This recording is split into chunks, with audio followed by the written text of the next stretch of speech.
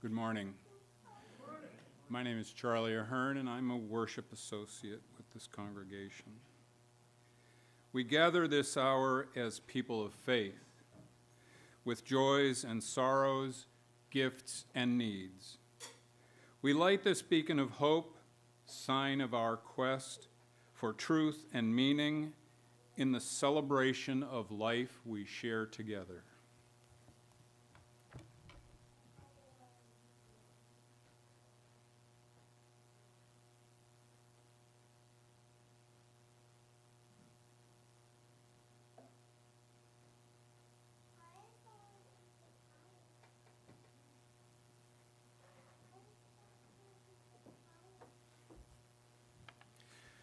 Good morning and welcome to the Unitarian Church of Lincoln. My name is the Reverend Oscar Sinclair. I'm joining Charlie Ahern on our chancel this morning. Over the last several years, the way we've met has often changed, but whether in person, on Zoom, on a YouTube live stream, dodging marathon traffic, some way of being that we cannot yet imagine, worship together is a chance to deepen our connection to each other and to the sources of meaning in our lives, to proclaim who we are and what we are about, throwing open the doors of the congregation and proclaiming the radical welcome and hospitality that is at the heart of our faith. We say that the Unitarian Church of Lincoln aspires to be a loving community, uniting reason with spiritual exploration to transform ourselves and the world. So welcome to this loving community on this beautiful day outside, which is also Marathon Sunday. I am not running it this year, thankfully, although it is very beautiful. Congrats to everybody who dodged the marathon runners coming into church. For those on the live stream, a little bit more than usual, welcome as well. The only other thing that I'll say as we begin is that you have about 1 hour and 54 minutes before the auction formally ends for the church. So whether you are here or whether you are on YouTube, please wait till the service ends. But then in the hour between the service ending and noon, go look at the stuff out there. There's baked goods, there's baskets, there's gift cards, there's all kinds of stuff. All right, with that, we will begin. Our opening hymn is number 159 in the gray hymnal, or up on the screen above me. This is my song. Will you please rise in body or in spirit and join me in singing?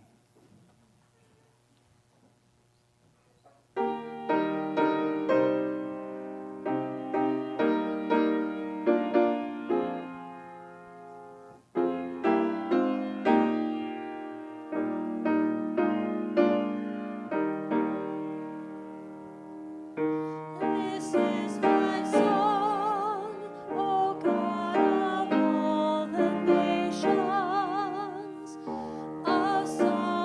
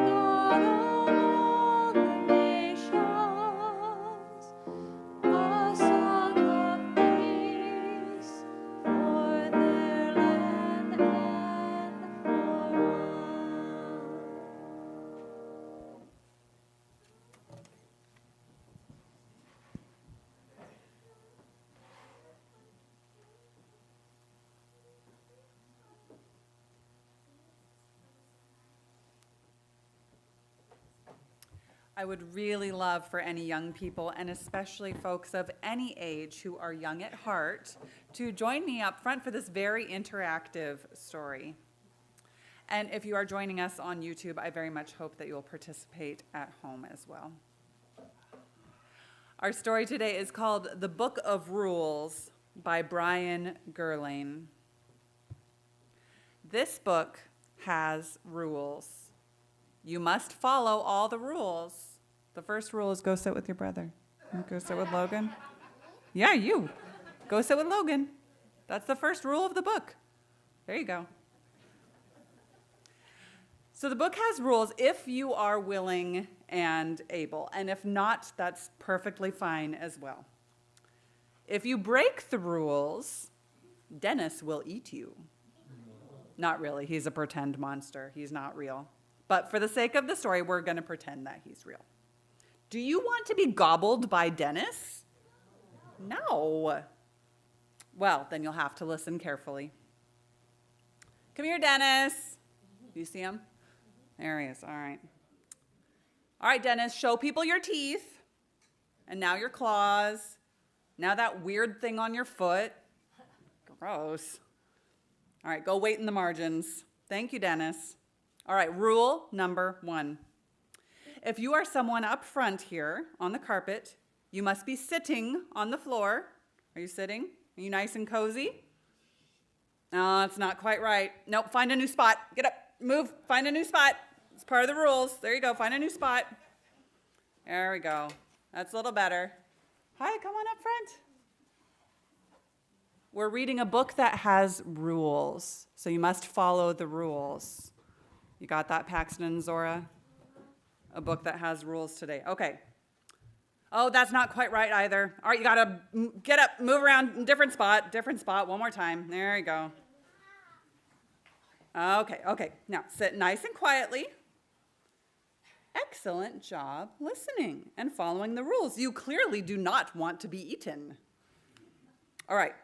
The rest of the rules are for everyone. Everyone sitting in chairs or sitting on the carpet if you're willing and able. If not, that's okay. Rule number 2, sit up straight and tall. Cross your legs. Those on the floor, sit crisscross applesauce. You know what that is, crisscross applesauce? Applesaucier. Applesauciest. All right. Now stay that way and you won't be Dennis food.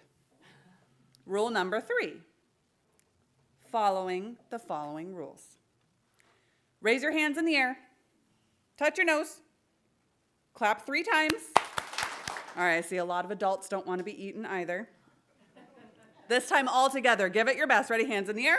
Touch your nose. Clap 3 times. There you go. Solid clapping. We are very focused. Rule number 4. This is the cow rule. You are now required to moo like a cow. There we go. Moo like you mean it. Like you're in a noisy barn. Come on. All right. Utterly impressive. Dennis never did like beef. All right, rule number 5. No smiling. Do not smile. Do not laugh. No laughing. Oh, I see some of you smiling. I heard one laugh. It's against the rules. Don't even think about smiling or laughing. It was you. There's nothing funny about being eaten. Dennis, they're breaking the rules. I'm breaking the rules. Oh, poor Dennis. He really needs to see a doctor about that foot. Kids, looks like you're safe for now. Don't break the rules again. I'm looking at you. All right, rule number 6. Make a fish face at someone. Fish face. Fishier. Like the fishiest fish. Now say glub glub and pretend to swim. There you go. Well done, little fish. You are swimmingly good listeners. Rule number 7. Look at someone next to you and repeat after me. I see you. I'm glad you're here. I do not want Dennis to eat you. All right, and now if you can, give someone an elbow or a fist bump if you're close enough. There you go. Fantastic. Oh, you got to sit down. Go sit by Logan. Nope, got to sit by Logan. Dennis might just go hungry today. All right, rule number 8, give yourself a big bear hug. A bigger bear hug. The biggest, beariest hug in the history of bears. And release. Good. Very good. Perhaps too good to be eaten. All right, rule number 9. Close your eyes or look at the ceiling or the ground. Don't worry, Dennis won't eat you. Keep your eyes closed or looking at the ceiling or ground. Feel your heartbeat. Put your hand on your heart. Feel the floor with your feet. Listen to the room. And now breathe in. 1, 2, 3. Breathe out. 1, 2, 3. Breathe in. 1, 2, 3. And out. 1, 2, 3. All right, you can look forward again. Perfect. Rule number 10. Repeat after me. I'm ready to listen. I'm ready to learn. I am not Dennis food. All right, you can stop repeating now. Brilliant work. You made it. You all made it. Great job, everyone. You all listened well and followed the rules. No lunch for Dennis, unless we follow the secret rule. The rule we follow when Dennis has nobody to eat. Come out here, Dennis. Your whole body, not just your foot. You want to know the secret rule? Everyone? Secret rule? All right. Rule number 11. If you are ready to go forward and have a great day, clap your hands and say, woo-hoo! And that is the end of our story. All of our children, we are ready to head back to our classrooms. Thank you.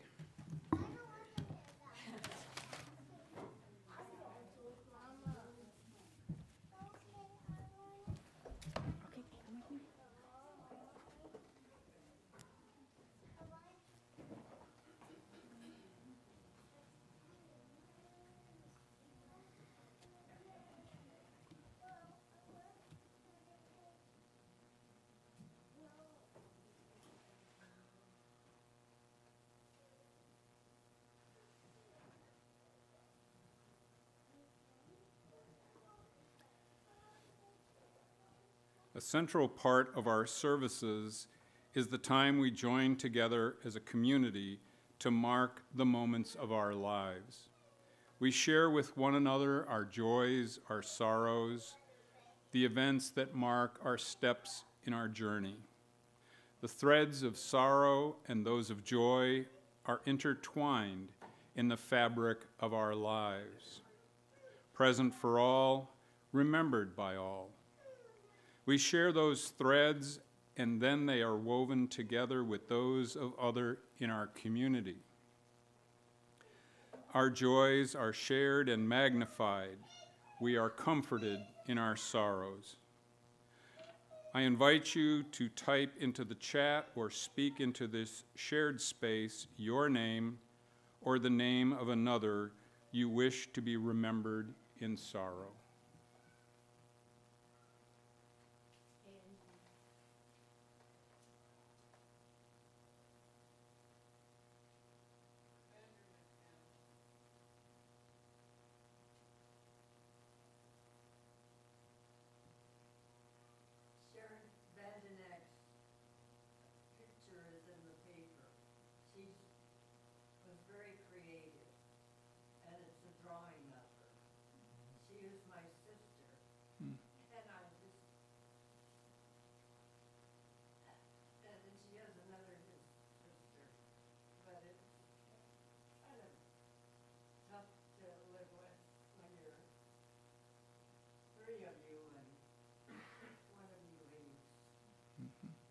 Yeah, I think I saw her picture in the paper this morning.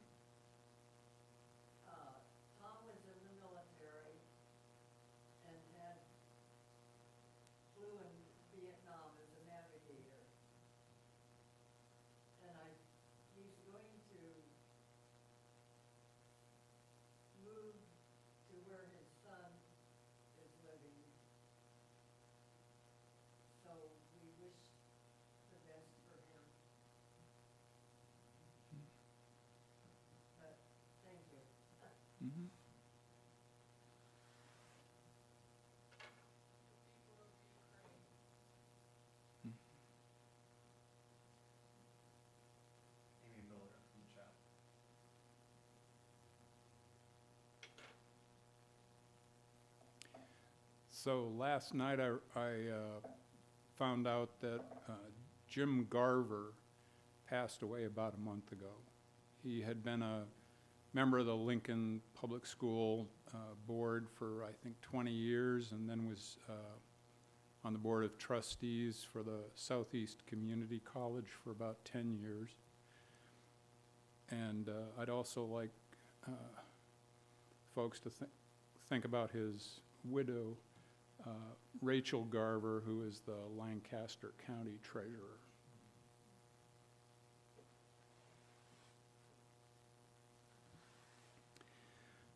Now I invite you to type into the chat or speak into this shared space your name or the name of another you wish to be remembered in joy.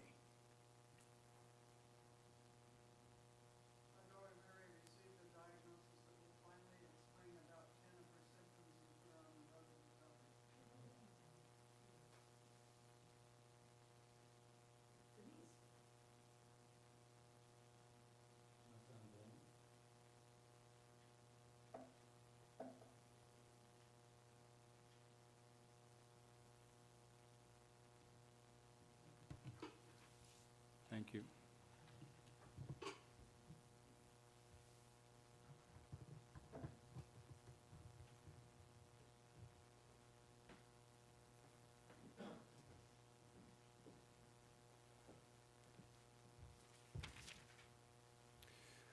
Our next hymn is number 317, We Are Not Our Own. If you would remain seated for this one.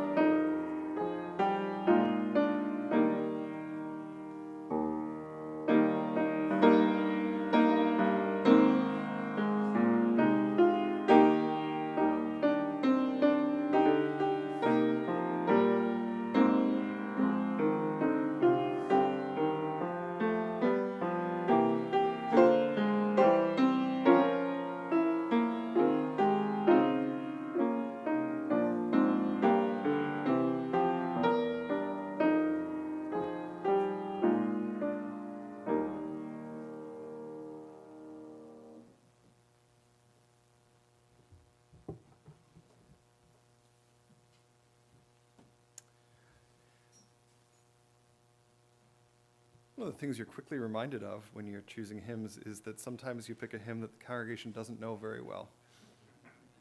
So we will try not to do that again today. Each week we take up a collection to support the work of this church and our partners in the community. We do this because just as we all benefit from our participation in this community, we all give back through our time, our talent, and our treasure. So to give, you can text UC Lincoln and the amount to 73265. That's UC Lincoln and the amount to 73265. Also, as this next song plays, the ushers will come forward and take up a collection. Excuse me.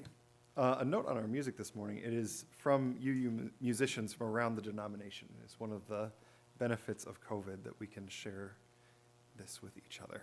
So the offering will now be gratefully received.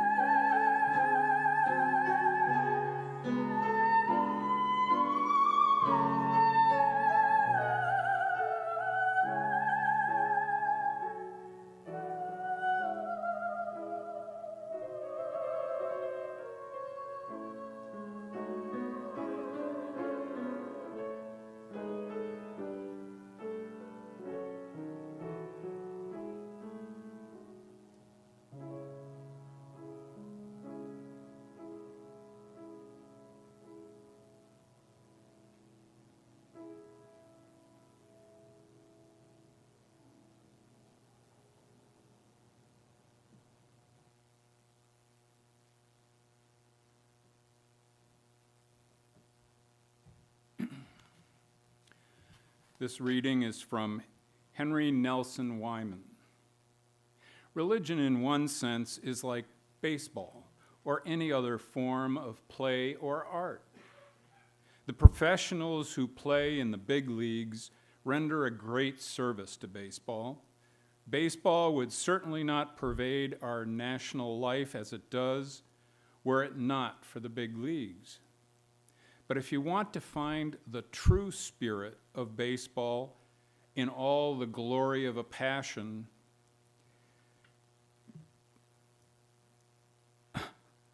lost my space, my place. You must go to the backyard, sandlot, the side street, the school playground. It is not a profession, it is a passion. When passion becomes a profession, it often ceases to be passion. That is as true of religion as it is of baseball. Among the professionals, you find superb mastery and a great technique, but not too frequently the pure devotion. Perhaps in baseball, the passion is not important, but in religion, it is all important. A religion that is not passionate is not worth considering. Therefore, I say we need more sandlot religion. The professional, whether Red Sox or Methodist, controls inordinately our baseball and our religion.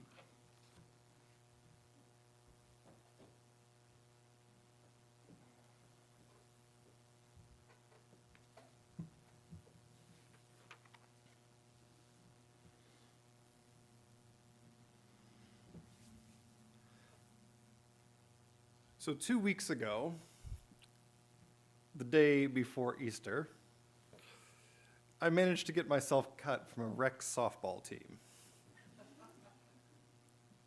I've told parts of this story on social media, and I have talked about it to death with some of you, but in case you are one of the few people that have not heard this story in the last 2 weeks, for the last 3 years, I've been on the Lincoln Parks and Recs free agent list. So this is individuals wanting to play softball but without a team to play on.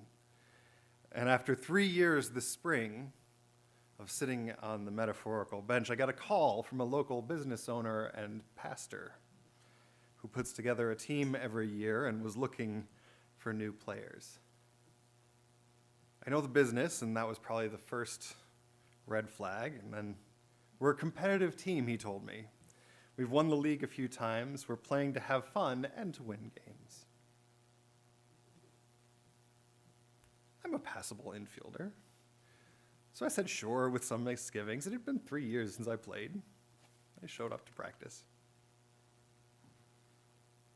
And practice was interesting. The coach handed out uniforms, and I wondered a bit what my congregation would make of me with a big old Jesus fish on the front of my uniform.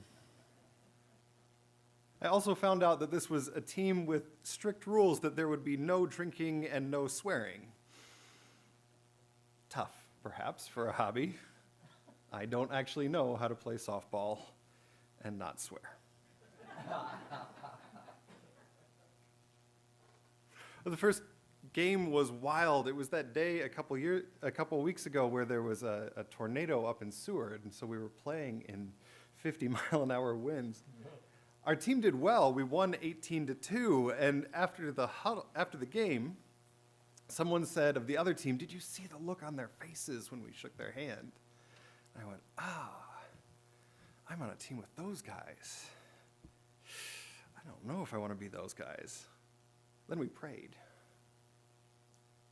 Now, I was a low point on the team, managing to commit an error and strike out twice. And admittedly, striking out in slow-pitch softball is an embarrassing feat. But still, I was more than a little surprised to get an email a few days later. In the midst of a meeting here at church talking about dismantling systems of oppression in our institutions, the day before Easter, that began with, "As pastors, I know this is a busy week, but because of your struggles, you and the team are not a good fit."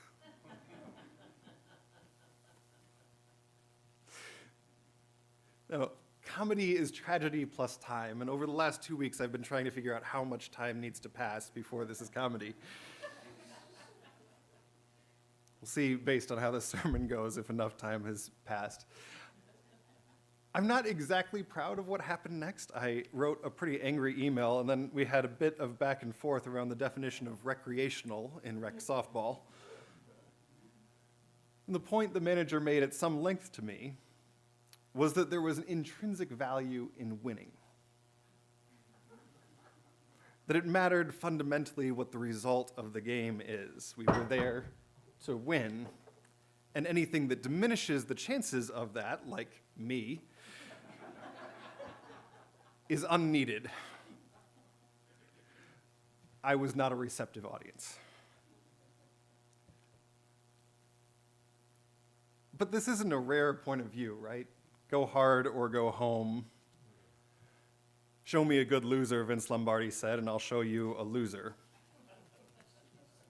Or, same source, winning isn't everything, it's the only thing. Over the last decade, winning has become the dominant goal in political discourse, often at the expense of any meaningful, real policy. And at a fundamental level, that makes sense, right? Because you know what feels absolutely great? Being in a competition and winning it. That is a good, good feeling. Because dominance is a shortcut to meaning. My life may be 90% terrible, but in this one thing, what I want goes. I won. I can exercise my will and not have it frustrated by circumstances.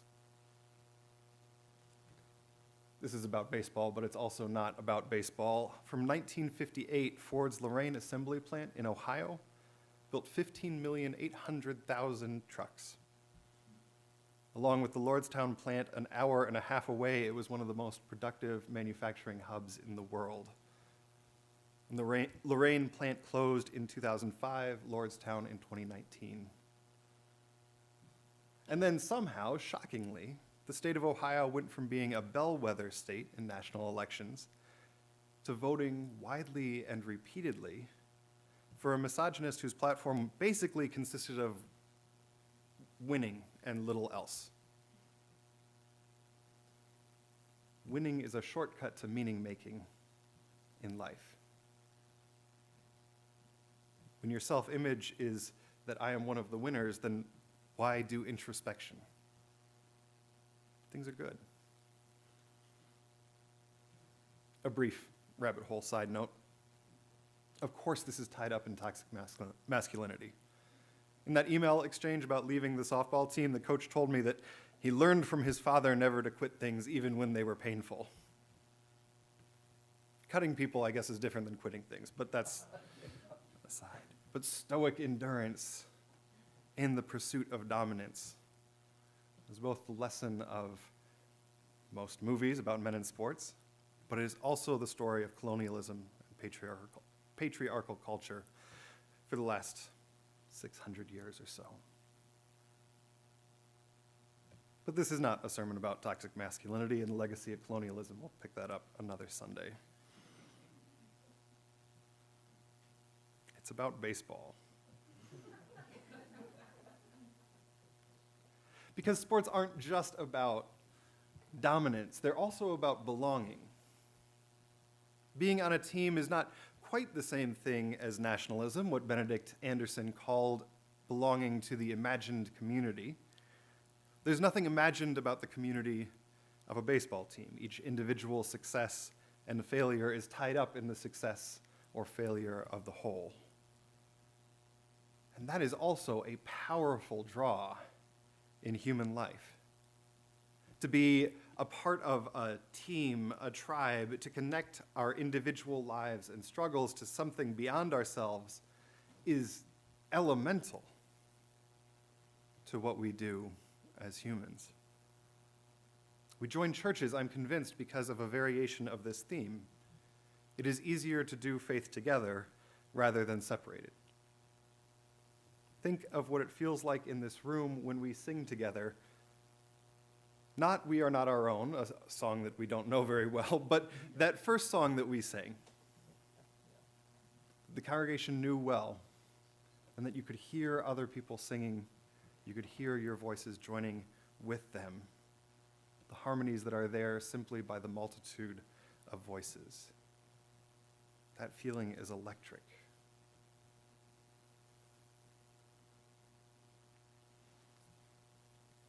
This is especially important in 2022 because of what the last decade, the last generation of civic life has been like. So writing in The Atlantic this month, Jonathan Haidt observes that social scientists have identified at least 3 major forces that collectively bind together successful democracies. Social capital, so extensive social networks with high levels of trust, strong institutions, and shared stories. Social media has weakened all 3. To see how, we must understand how social media changed over time, especially in the several years following 2009.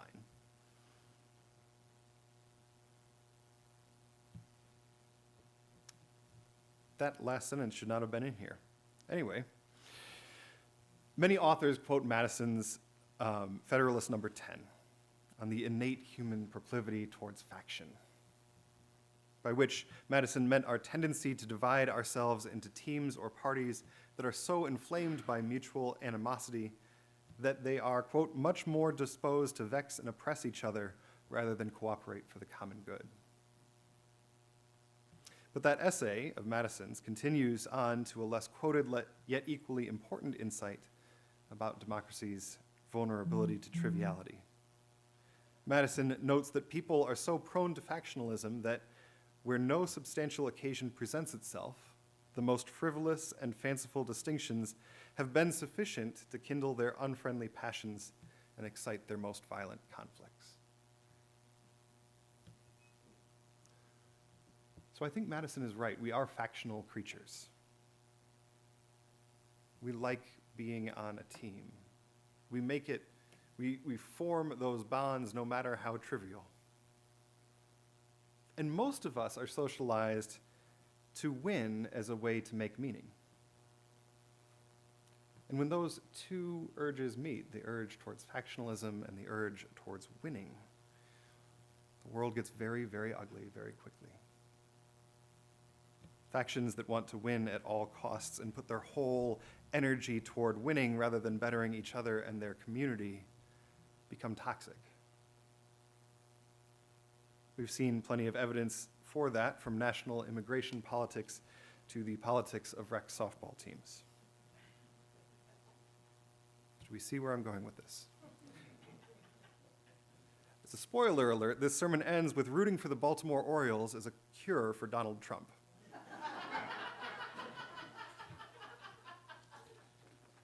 But how do we get from here to there in 10 minutes? First, by being realistic about human nature, right? The desire to win is ingrained in most of us. I can work to let go of it, but it is work. I want to win most days. And James Madison was writing about factionalism 250 years ago. The Apostle Paul said more or less the same thing in a letter to the Corinthians 2 millennia before that. So assuming that human nature does not change, or at least does not change quickly, how do we prevent these 2 traits, the desire to win and the desire for tribe, to combine into Madison's factionalism, where we fight bitterly about tiny, unimportant things? Years ago, I was having a conversation with a British acquaintance who observed, I think this was during the 2004 election, how strange it was, 200 years after the revolution, that American politics felt so charged with high national stakes every time. He said something like, I wonder if getting rid of the monarchy, you got rid of something unifying. Because in the United States, our head of state, the symbol, is an elected position. While in Great Britain, the symbol of the state is a hereditary monarchy that changes once a generation or so. In replacing a monarchy with an elected head of state, my friend asked, is it possible that Americans have made patriotism contingent and competitive? How much better, she said, to have an unmistakable national figure, but one associated with an annual Christmas broadcast, corgis, and baking competitions. Surely that is a healthier basis for factional unity than the winner of debates on tax policy.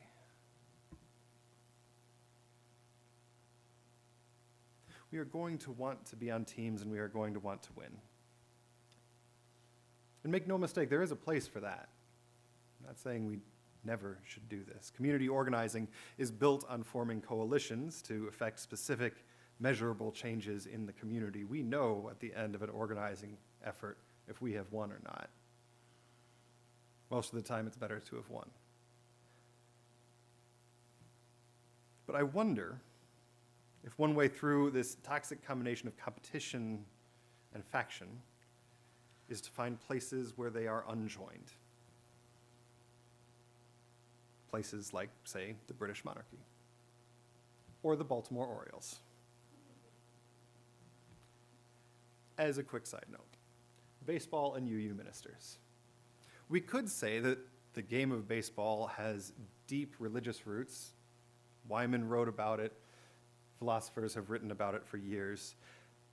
Many, many Unitarian Universalist ministers are diehard baseball fans, but the truth is a little bit more prosaic. For many years, most UU ministers were in the Boston area, and for many of those years, the Boston Red Sox gave away free season tickets for serving clergy. This is true. They eventually raised it to like $10 a year, and they have since ended the program. But for about 2 generations, all the Unitarian ministers who served in Boston ever became diehard Red Sox fans. Charles Stephen was one of them. Now it's expanded. For a while, it was acceptable to be a fan of some team as long as it was the American League East. And then recently, 5 years ago, the denomination elected a diehard St. Louis Cardinals fan. And that was a big step for us to move off the eastern seaboard. But I came up as an Orioles fan. Last year, a national baseball writer wrote that the Orioles this season have been legendarily, historically awful. Last year was not an outlier for the team. Baseball seasons are 162 games long. In the 5 years that I have been in Lincoln, the Orioles have not had a single year where they have lost less than 100 games. It is, in baseball terms, about as bad as it gets. But there's something joyful about being a fan of a bad team. The sports writer Elmer Bates wrote in 1899, reporting on the Cleveland Spiders, the last team that was as bad as the Orioles were last year, 1899. No. You have everything to hope for and nothing to fear. Defeats do not rack your nerves or disturb your sleep. An occasional victory affords both surprise and delight. You are in no danger of being displaced by some team that has been designated by the critics as no good. You are not asked 50 times a day what's the score. People take it for granted that the club was defeated. This, I think, counterintuitively is an antidote to Madisonian factionalism. Because if you can separate out the pleasure of being a community from the competitive expectation of dominance, you start to recognize that the two things are separate. We can be part of groups together without the expectation that our group is better than all the others. This is my home, the hymn goes, the country where my heart is. Here are my hopes, my dreams, my holy shrine. But other hearts in other lands are beating with hopes and dreams as true and high as mine. You can set that point to Finlandia or set it to a game in Camden Yards. Either way, that is the answer to nationalism. Because if winning is a shortcut to meaning, then the best shortcut to moving past that is to root for a losing team. Because ultimately, for me, I can enjoy myself on a team or a country or watching an Orioles game without the expectation of dominion over another, without the expectation of winning. That apparently makes me a bad recreational softball player, but I think maybe a better person. Except when the Orioles are playing the Yankees. Those guys are terrible. Amen.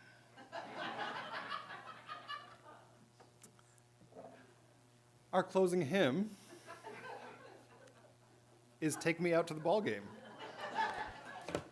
The words are above me. Please rise in body or in spirit. I'll give you 8 bars. All right.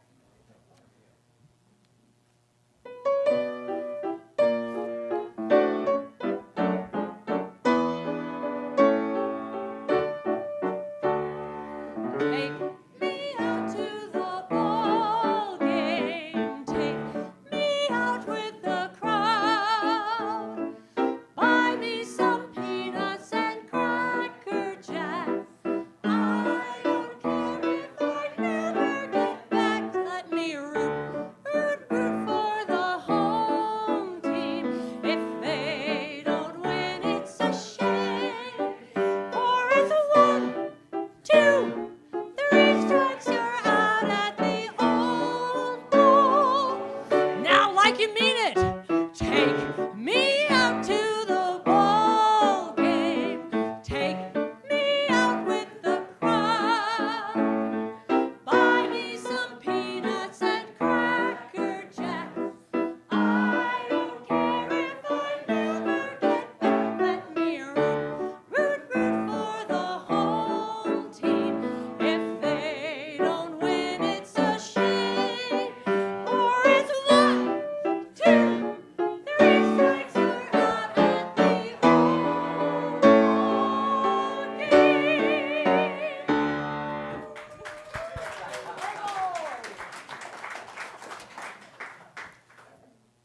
Entirely relatedly, opening day for the Lincoln Salt Dogs is Friday, May 13th. I will be there. Please join me.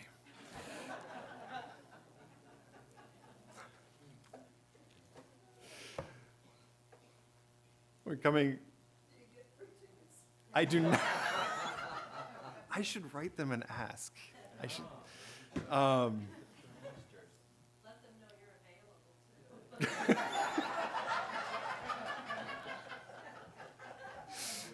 too. They're too good. I might be able to play first base for the Orioles, but not the Lincoln Salt Dogs. Our time together is coming to an end. Go in peace, everybody. Go in kindness and go in joy. It is a beautiful, beautiful day out there. However you do that, enjoy yourselves. We will see you back here next week, and amen.